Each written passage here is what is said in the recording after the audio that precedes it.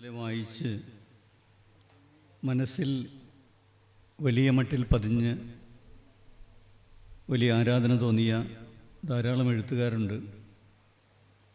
അക്കൂട്ടത്തിൽ വളരെ കുറച്ച് പേരെ മാത്രമേ പിന്നീടുള്ള കാലഘട്ടത്തിൽ നേരിട്ട് കാണാനും പരിചയപ്പെടാനും കഴിഞ്ഞിട്ടുള്ളൂ. നമ്മുടെ കാലഘട്ടത്തിലെ ഏറ്റവും സജീവമായി, അല്ലെങ്കിൽ ഞങ്ങളൊക്കെ ഉണ്ടായിരുന്ന കാലഘട്ടത്തിലെ ഏറ്റവും സജീവമായിട്ടായിരുന്ന ബഷീറിനെ നേരിട്ട് കാണാൻ കഴിഞ്ഞിട്ടില്ല, വിജയനെ നേരിട്ട് കാണാൻ കഴിഞ്ഞിട്ടില്ല. അപ്പോൾ അതിൽ ഇങ്ങനെ ഭാഗ്യവശാൽ കുറച്ചാളുകളെ പിന്നീട് പരിചയപ്പെടാനും അവരുടെ ശ്രദ്ധയിൽപ്പെടാനും എന്ന് പറയാം കഴിഞ്ഞു. തൃശ്ശൂർ ജില്ലക്കാരായതുകൊണ്ട് വി കെനെയും കോവിലിനെയും അടുത്ത് പരിചയപ്പെടാൻ കഴിഞ്ഞു.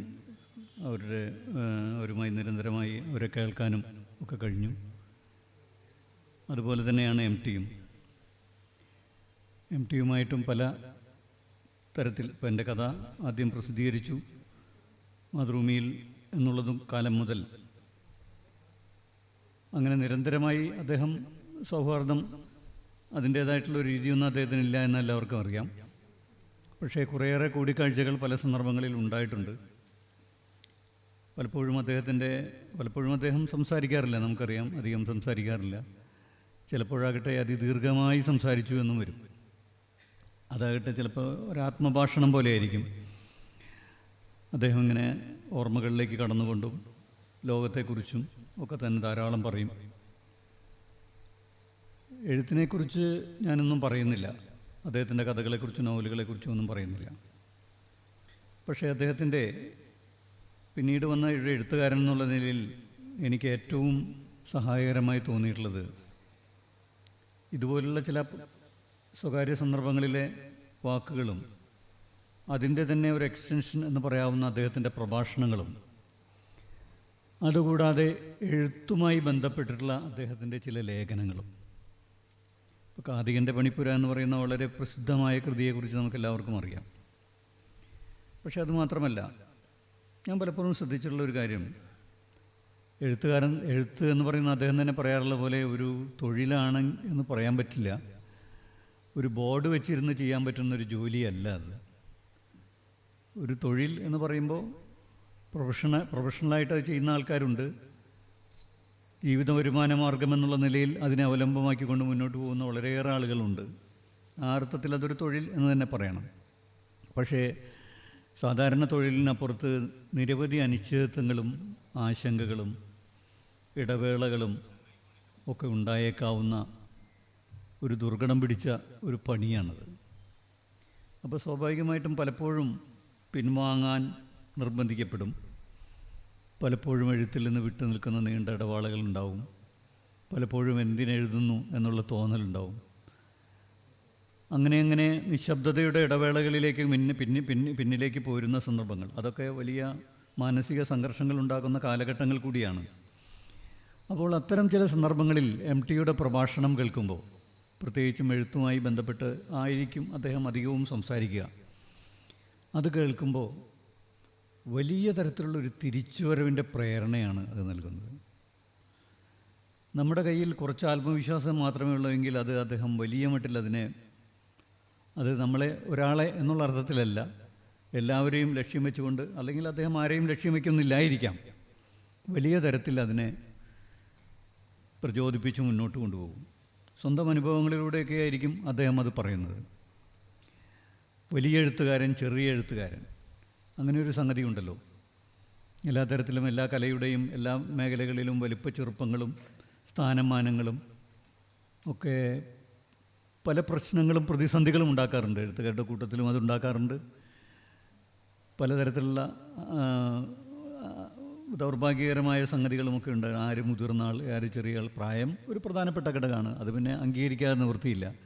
പിന്നെ ആരാണ് പ്രശസ്തനായ എഴുത്തുകാരൻ, അപ്രശസ്തനായ എഴുത്തുകാരൻ, പിന്നിൽ നിൽക്കുന്നവരാര്, മുന്നിൽ നിൽക്കുന്നവരാര് എന്നൊക്കെ ചോദിച്ചു കഴിഞ്ഞാൽ പലതരത്തിലുള്ള സംശയങ്ങൾക്കും ഇടയാവും. പക്ഷേ എം ടിയെ സംബന്ധിച്ചിടത്തോളം അദ്ദേഹം പറയുക, വളരെയേറെ കാലം എഴുതി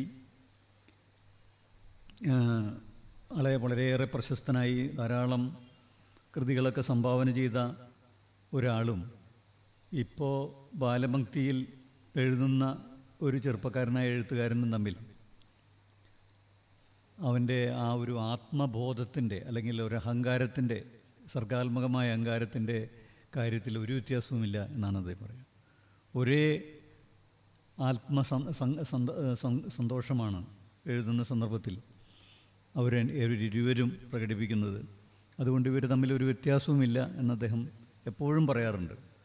വലിയ ഒരു മരം തല ഉയർത്തി നിൽക്കുന്നതും മണ്ണിൽ ഇന്നലെ മഴയ്ക്ക് പൊടിച്ച ഒരു പുൽക്കൊടി, അതിൻ്റെ ആ ഒരു ആദ്യത്തെ ഇല ഇങ്ങനെ വാള് പോലെ എന്നാണ് അത് പറയുക, വാള് പോലെ ഒരല്പം ചെരിഞ്ഞ് ഒരു അഹങ്കാരത്തോടു കൂടി നിൽക്കുന്നത് തമ്മിൽ വ്യത്യാസമില്ല എന്ന് പറഞ്ഞ്, അങ്ങനെ ഓരോ ഘട്ടത്തിലും ഓരോ തലമുറയെയും തൻ്റെ അനുഭവത്തിൻ്റെ വെളിച്ചത്തിൽ, വിശാലമായ തൻ്റെ എഴുത്ത് ലോകത്ത് നിന്ന് അദ്ദേഹം ആർജിച്ച അനുഭവങ്ങളുടെ വെളിച്ചത്തിൽ മുന്നിലേക്ക് കൊണ്ടുവരാൻ പ്രേരിപ്പിച്ചിട്ടുള്ള ഒരു വലിയ എഴുത്തുകാരൻ കൂടിയാണ് അദ്ദേഹം എന്നുള്ള കാര്യമാണ് എനിക്ക് സൂചിപ്പിക്കാനുള്ളത്. മറ്റു കാര്യങ്ങളൊന്നും പറയുന്നത്, ഒരു കാര്യം കൂടി പറയണ്ടേ.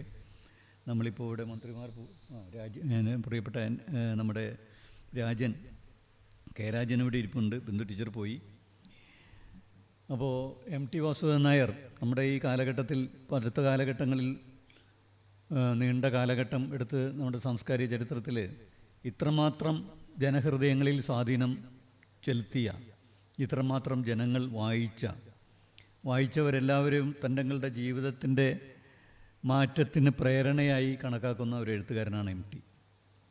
ആ MTയെ നമ്മളിപ്പോൾ ഇന്ന് അനുശോചന യോഗം നടത്തുന്നു, അനുസ്മരണ യോഗം നടത്തുന്നു. നാളെ ഇപ്പോൾ സർക്കാരിൻ്റെ അനുസ്മരണ യോഗം തിരുവനന്തപുരത്ത് നടക്കുന്നുണ്ട്. അതുപോലെ നാടെങ്ങും അനുസ്മരണങ്ങളും അനുശോചനങ്ങളും ഒക്കെ നടക്കുന്നുണ്ട് എന്നുള്ള കാര്യത്തിൽ സംശയമില്ല.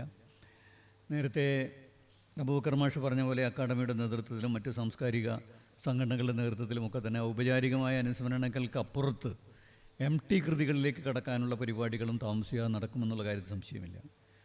പക്ഷേ അതിനൊക്കെ അപ്പുറത്ത് MT വാസുദേവൻ നായർക്ക് ഒരു ഉചിതമായ സ്മാരകം, അതാണ് ഞാൻ കെ രാജൻ പോകുന്നതിന് മുമ്പ് പറയണത്, ഉചിതമായൊരു സ്മാരകം.